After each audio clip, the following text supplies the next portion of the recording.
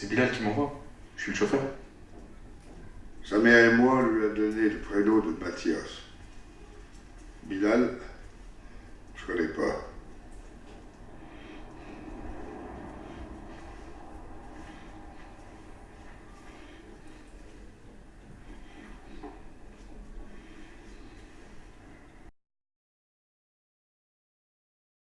C'est comme si j'avais pu être exaucé d'un vœu, celui de rencontrer Mohamed Ali. C'est certainement le plus beau des boxeurs, le plus élégant des punchers. C'est un homme, lorsqu'il vous regarde, vous existez. Et la rencontre s'est faite de façon assez belle lorsque ma productrice, Indomie Toussaint, a évoqué l'idée de le rencontrer par l'intermédiaire d'un grand prince, François Hassan Guerard, qui se trouve être aussi attaché de presse du film. Et lorsqu'on m'a évoqué l'idée, quand on l'a soufflé et que tout d'un coup j'ai eu l'opportunité d'aller à sa rencontre, dans son bel appartement, dans sa belle maison, enfin, on pourrait dire dans son royaume, dans une sorte de huis clos, c'est énorme. Tu l'as devant toi, installé devant une table qui fait pas moins de 15 km. Je ne suis pas marseillais, mais on peut imaginer la table. Lui en train de lire 5-6 scénarios à la fois et en écoutant de la musique classique, tout en laissant chanter dans un four un poulet qui est en train de cuire. Et il lève les yeux vers vous et il te dit « C'est toi, Rachid ?» Toi, tu le regardes parce qu'il faut ne jamais perdre de vue que l'homme en est un vrai et il ne faut jamais baisser le regard quand on est à côté de lui. Et il me dit « Pose-toi. » Alors, c'est toi, Rachid? Je lui fais « Oui. » Il me fait « Raconte-moi ton histoire. » Et je commence à lui raconter l'histoire en quelques mots. Voilà. Vous pourrez même faire aujourd'hui le pitch à ma place parce que vous avez vu le film. Et il me dit « Stop, arrête-toi là. Ton histoire, tu l'as dans les yeux. Ton film, on va le faire. C'est pas rien, quoi. » Et là, je le regarde et je reste bouche bée, quoi. Et il me dit, allez, serre-moi la poigne. On va le faire, ton film. Et ça s'est passé comme ça, et puis après, j'ai senti le poulet. On n'était pas assez proche pour qu'il me le fasse goûter. Et puis, j'ai appelé ma productrice pour lui dire, écoute, c'est génial, ça y est, on part avec tonton. Elle m'a dit, mais Rachid, le cinéma, c'est pas comme ça que ça se passe. C'est pas on sent un poulet, on écoute de la musique classique et on serre les mains. Le cinéma, c'est autre chose. Et tantôt il l'a appelé et elle m'a appelé, elle m'a dit j'ai pas goûté au poulet, mais il m'a dit effectivement qu'on allait faire le film ensemble. Et c'était bouleversant parce que c'est un génie, quoi. C'est pas, on sort pas. Il y a le film que je vous offre, mais comme je dis souvent, moi c'est surtout un voyage initiatique que j'ai fait à ses côtés. C'est tonton, tu sais dire action, mais tu sais jamais quand dire couper. Tout est bon. Donc ça continue, et puis il arrive un moment, il dit, quand il tourne le doigt à la caméra, il te dit « Tu coupes quand ?» Tu vois, ce qu'il sait tout faire, hein. Il fait même les voix off, il fait tout. Et tu dis « Mais tonton, te couper, c'est comme blasphémer quand on verrait un ange traverser le ciel, on ne coupe pas. Sois mauvais et je couperai plus tôt, quoi. » Et il me dit « Fumier !»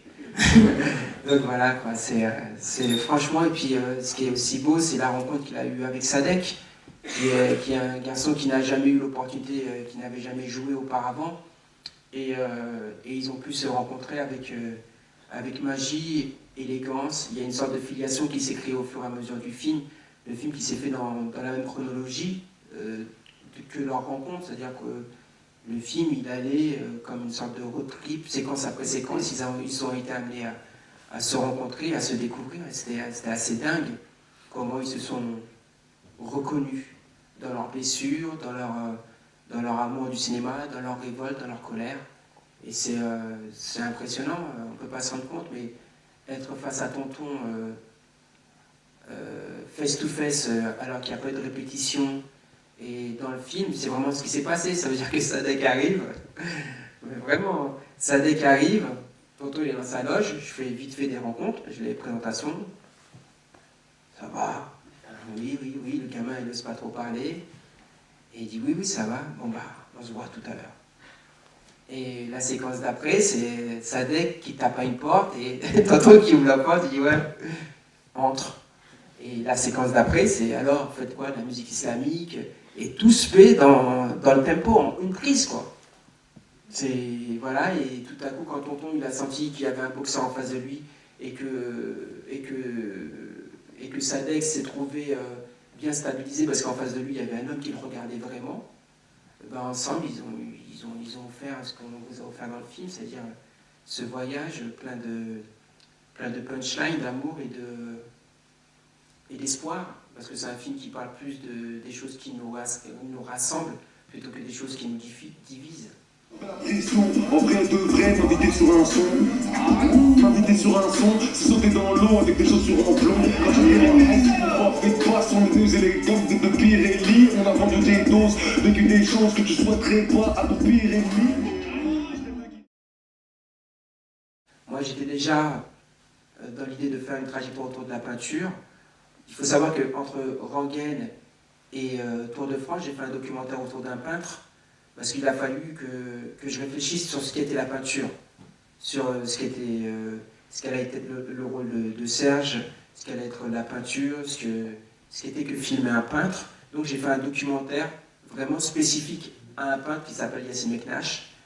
Ensuite, quand j'ai continué à construire le scénario, arrivé à moi, il a fallu trouver une trajectoire à travers ce que je voulais, à savoir une trajectoire picturale à travers un peintre.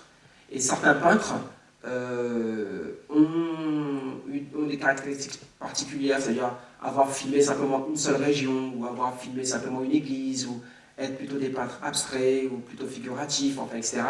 Et il se trouve que j'ai un ami qui s'appelle Julien Bonin, qui est mon voisin du 2e étage, au rue Camille des Moulins. Voilà, c'est on s'est dit. Et un jour, je suis parti le voir parce que c'est un amoureux de peinture. Et je lui dis, ouais, voilà, j'aimerais trouver un peintre particulier, mais qui ait une trajectoire singulière dans laquelle je pourrais rencontrer la France. Et c'est de là qu'il me dit, écoute, quelques jours plus tard, il vient à la maison, il me dit, écoute, j'ai peut-être trouvé quelqu'un qui pourrait t'intéresser, Joseph Vernet, quoi. Ce peintre d'il y a 250 ans, à qui Louis XV, blablabla, ce que vous avez découvert dans le film. Et c'est comme ça que Louis XV arrive vers moi. Il faut savoir que dans ma trajectoire, moi je suis plus proche de tonton parce que je suis maçon à la base, j'ai un CAP de maçon, plâtré plaquiste, et il se trouve que, pour vous donner un peu le tempo des choses incroyables dans la vie, c'est que pendant un an, j'ai travaillé au musée du Louvre en tant que plâtré plaquiste, d'accord? Et tu savais ça? Voilà, voilà, j'ai le diplôme. Je suis un vrai mec du bâtiment, mais attention, je monte des maisons, je les cache, je les détruis, enfin bref. Je suis un vrai ouvrier en fin de compte. Pour moi, ce film, c'est un film de maçon. Là, je le revendique, je le valide. Et quand je travaillais au musée du Louvre, en tant que plâtré plaquiste, où je faisais mon CAP de plâtré plaquiste, je mangeais tout le temps à côté d'une église. L'église Saint-Auxerrois, Saint-Germain de l'Auxerrois. Et il se trouve qu'en faisant mes recherches, Vernet est enterré dans cette église, quoi. Alors que quand j'étais gamin et que je préparais mon CAP de plâtré plaquiste, je ne le savais pas. Enfin, il y a une sorte de boucle voilà, donc qui a fait germer encore plus de choses poétiques et d'envie d'aller à la rencontre de ce peintre et de le faire ressusciter à travers le pinceau et à travers l'œuvre de Tour de France. Ensuite, par rapport à la musique elle est faite et elle est composée par un garçon qui s'appelle Clément Animasson. Clément Animasson, c'est un garçon qui a beaucoup travaillé avec des artistes issus de la culture hip-hop, à savoir des grands artistes qui sont lunatiques, Booba d'un côté, Ali de l'autre, mais Clément a certainement fait les albums les plus cultes de l'histoire du rap français. Quand Clément a collaboré avec nous dans le film, il a pu à la fois travailler sur des musiques, voilà, comme vous les avez entendues, parfois très classiques, parfois très hip-hop, parfois en même temps en intégrant, ça c'est ma volonté, du Serge Lama jusqu'à du Reggiani, en passant par cette fameuse Marseillaise. Et pour venir, par exemple, sur la Marseillaise, c'est une séquence qui est écrite, à savoir que dans le film, il n'y a aucune improvisation. Ça, je tiens à le dire parce que tonton, c'est essentiel pour lui. C'est-à-dire il se met au service à 100% pour un personnage, pour un rôle, mais comme il le disait souvent, je ne suis pas là pour faire dialoguiste en même temps qu'acteur. Donc tout est écrit, tout est maîtrisé. Et dans la séquence par exemple de la Marseillaise, ah ben, c'est simple, hein, il a envie de s'amuser, et nous on a envie de nous amuser avec lui, et c'est écrit, il a complètement incarné cette chanson qui est la Marseillaise, mais il l'a rendue hippopesque, quoi. Voilà, c'est la première fois que la Marseillaise se retrouve, après Gainsbourg ou après Django Reinhardt, à être incarnée de façon hippopesque. Et là, c'est Tonton qui l'a fait.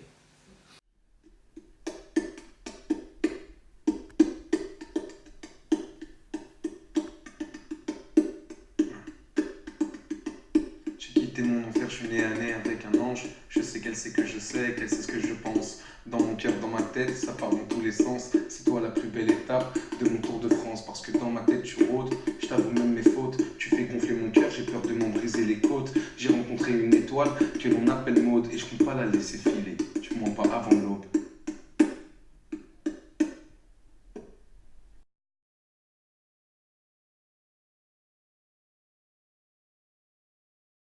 Quand on parle de pudeur, moi c'est vrai que je dois être un peu à l'ancienne école. Je suis quelqu'un déjà dans mon quotidien très pudique. Et j'aime l'idée de pouvoir aller voir le film avec ma fille, chose que j'ai faite.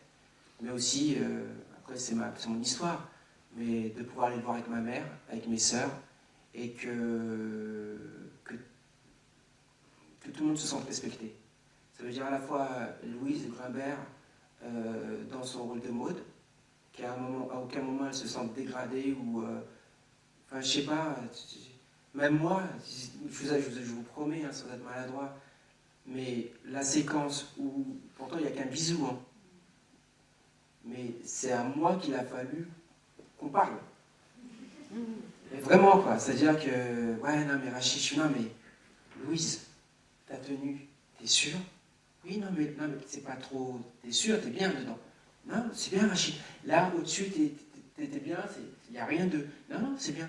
Sadek, tu vas... Ouais, c'est bon Rachid.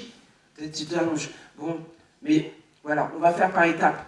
Step by step. Il n'y a pas de débordement. Mais non, t'inquiète. Coupez! Non, mais tu vois, parce que je pense que... Je regarde aujourd'hui, je ne vais pas être maladroit, mais... Après, c'est chacun sa sensibilité. Je porte aucun jugement, mais tout va trop vite, quoi. Tu vois, et la métaphore pour moi de la scène d'amour, c'est la lune derrière qui raconte encore plus de choses sur la montée hormonale, quoi, la musique qui nous transporte. Et j'aime ça, quoi. Je l'ai pas, j'ai vu aucun film avec mon père. Tu vois, mon histoire, mais je crois qu'il n'a même pas compris ce que je faisais jusqu'à maintenant, mais il a du respect pour ma démarche. Mais c'est un genre de film où je pourrais le regarder avec lui. Vous voyez ce que je veux dire? Parce que je pense que la pudeur, elle est essentielle, quoi. Franchement, j'avais fait un film auparavant qui s'appelait Rengaine, qu'Edouard avait aussi sélectionné pour la quinzaine des réalisateurs. Et il se trouve que c'est ma femme qui jouait dedans. Mais je vous assure, bon, juste la scène du baiser. Mais le gars, je lui ai dit, gars, fais bien attention. C'est-à-dire que la caméra, c'est un travelling direct sur ton front, sinon. Tu vois, tu te rends même pas compte, ça peut aller très vite, quoi. Et au final, ce qui était beau, c'est que c'est Sabrina qui a fait le baiser, quoi. Et ben, qui tout à coup, ça prend une splendeur incroyable dans le film, parce que c'est un moment clé, mais il est tellement vécu avec intensité, avec moi derrière la caméra, qu'on peut ressentir ça.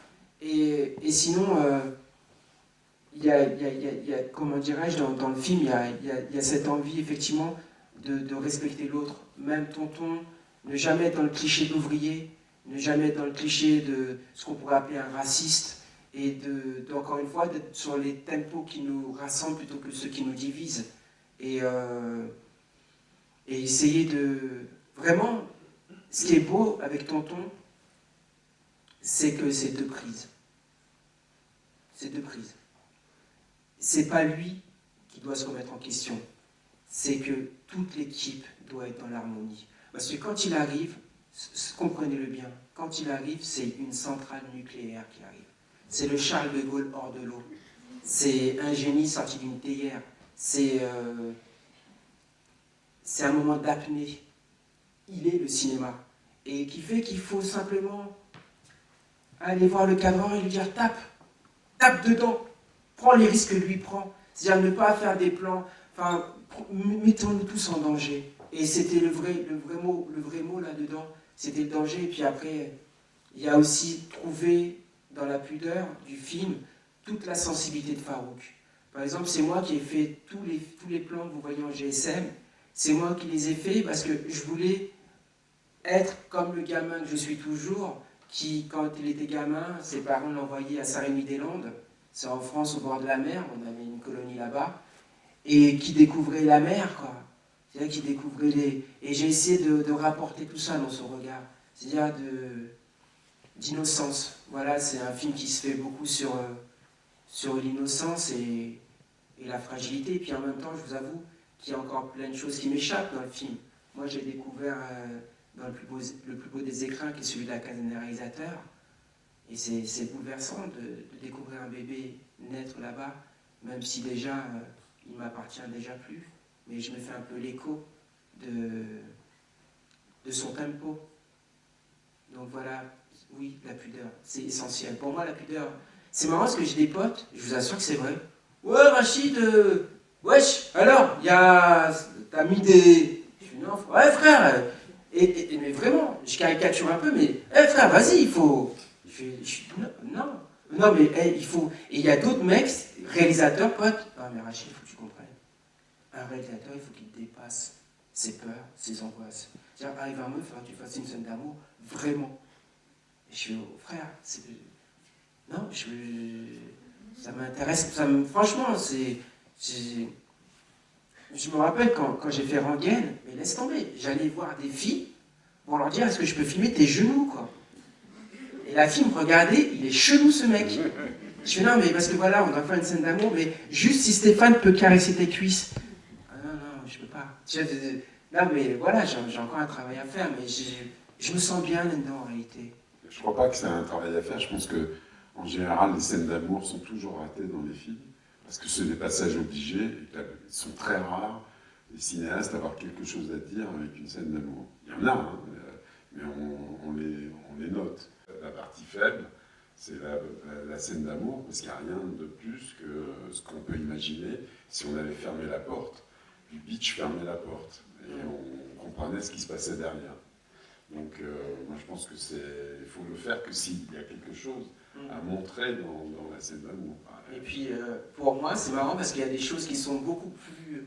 Après, c'est ma lecture à moi, hein, qui sont plus sexuelles dans le film, comme le pinceau, comme le rabot, qui racontent beaucoup plus d'énergie, même dans Tonton, quand il explique au gamin comment raboter. Enfin, il se passe pour moi plus de choses, on va dire entre guillemets sexuelles, que voir Maud et Farouk en train de faire l'amour. Et quand vous parlez de Maud, de Louise, pour moi, c'est marrant, elle habite tout le film. Pour moi, quand je lui ai dit la direction de son personnage, je lui ai dit tu vas être la prêtresse. Tu vas être la prêtresse de ce film, tu vas être la réconciliation, tu vas être le lien, même dans ton absence, c'est ta présence. C'est pour ça qu'elle travaille dans l'eau. Vous voyez ce que je veux dire?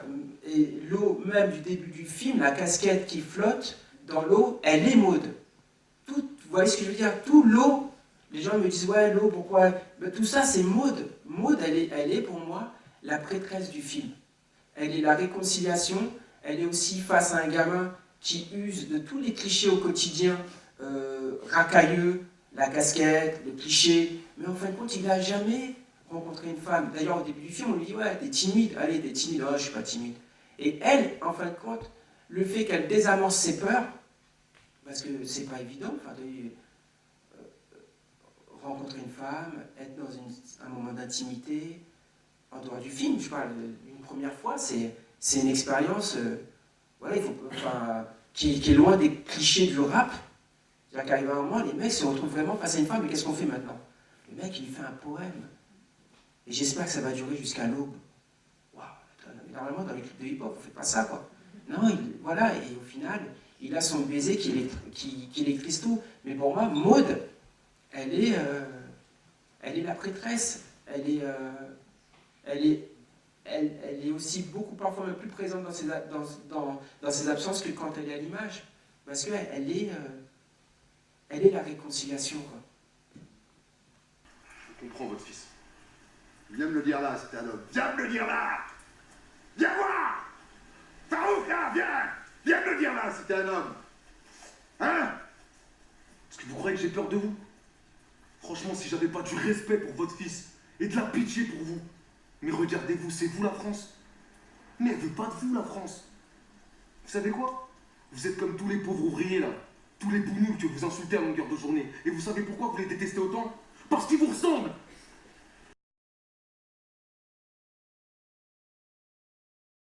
Là, votre question, elle est magnifique. Toutes les questions sont superbes, hein. Mais celle-là, elle est magnifique. Celle-là, mais vraiment, pourquoi elle est magnifique? C'est là où on voit le clivage. C'est-à-dire qu'on est face à un gamin qui est parti à l'école française, qui est Farouk ou Sadek, hein. Il se trouve que Sadek a un bac littéraire. Mais effectivement, dans sa trajectoire, il se trouve que dans le territoire dans lequel il évolue en banlieue.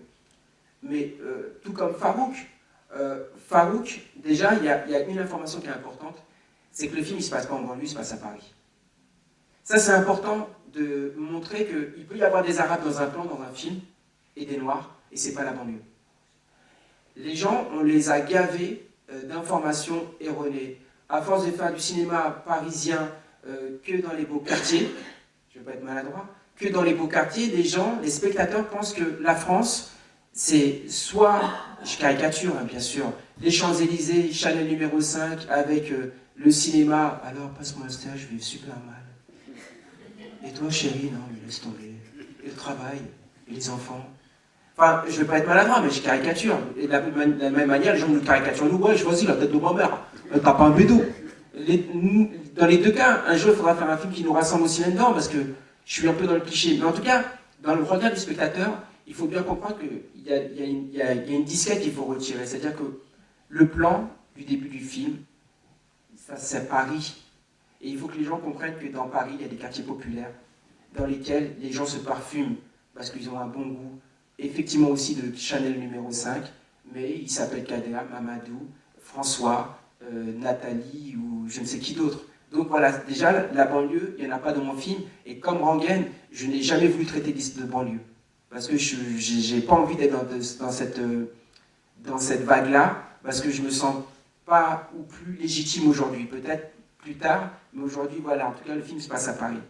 Ensuite, ce qui est intéressant dans la seconde question, c'est qu'aujourd'hui, les gamins, bien sûr qu'il y a pas mal de gamins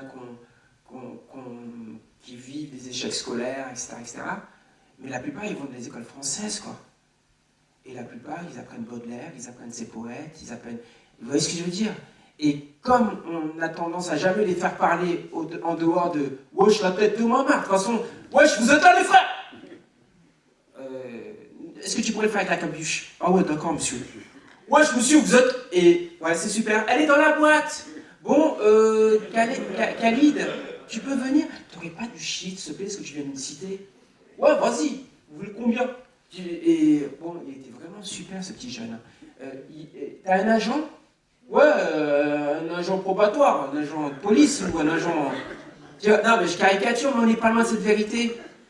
Alors que si demain on décide de changer d'axe et de regarder ce gamin et lui dire « Fais-moi du Baudelaire », les gens sont surpris. Mais pour moi, cette séquence, c'est un piège que je fais au spectateur. Honnêtement, ça, c'est de la manipulation. C'est la manipulation que j'ai faite dans Ranguène avec la scène de torture.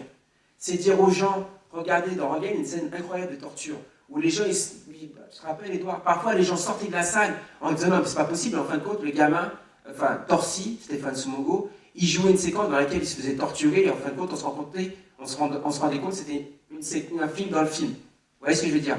Ben là, pour moi, cette séquence, c'est une scène de torture poétique à l'inverse. C'est-à-dire que le spectateur, je lui mets une disquette de regarder le gamin qui fait du Baudelaire, mais en fin de compte, il n'y a rien d'exceptionnel. Sauf que j'ai dit, regardez en fin de compte, concernant les préjugés dans lesquels on est. Et là, en l'occurrence, quand je demande à Sadek de choisir un poème, c'est lui qui me dit, tiens, j'aimerais bien faire l'Albatros de Baudelaire. Et ce qui est beau, c'est que quand il finit le poème, il commence à y avoir une réunion entre lui et Serge. Serge qui dit l'Albatros Baudelaire. Qui fait que tout à coup, même l'ouvrier, il a cette connaissance de son patrimoine poétique, parce que c'est les deux des poètes. Enfin voilà.